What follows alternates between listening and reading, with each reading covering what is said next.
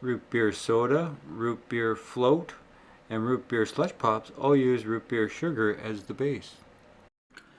In this bag is an ancient root beer recipe of roots, spices, and cane sugar. I vacuum sealed the bag and cooked it in a water bath at 95 degrees Celsius for 12 hours. Comes out of the water bath 100% cooked spices and sugar. I diluted the sugar with distilled water, then boiled, strained, and cooled it to finish the root beer concentrate.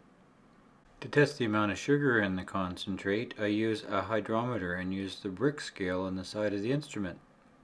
1 brix equals 1 gram of sugar for 100 grams of liquid. It's like reading a ruler.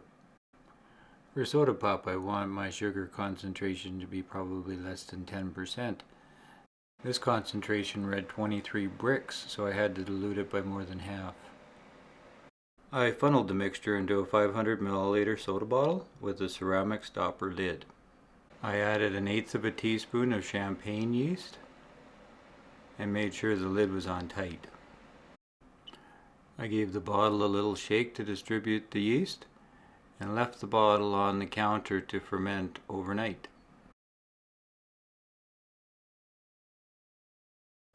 After fermenting for 24 hours, the bubbles started to be noticeable, and it looked like there was lots of CO2 gas already building up, so I put it in the refrigerator, chilled it completely cool before drinking it.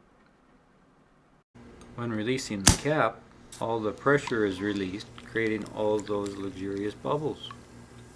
Root beer soda pop is very intense, so it needs to be served very cold.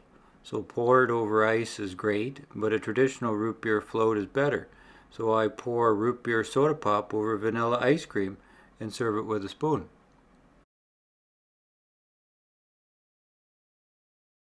Slush pops are another great way to entertain with root beer sugar concentrate.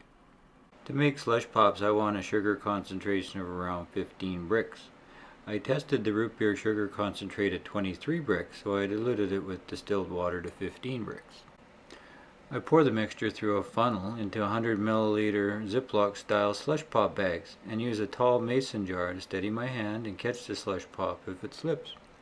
I take care to make sure they are sealed tightly and stand them upright in a tall mason jar so they don't make a sticky mess if they break open in my freezer. I take the slush pops out of the freezer about a half an hour before I want to serve them. The texture as they are melting is what we want to get right, so every 10 or 15 minutes I squeeze the pop to see how hard the ice is. The texture should break apart with finger pressure. Deliciously smooth, sweet, and slushy-like.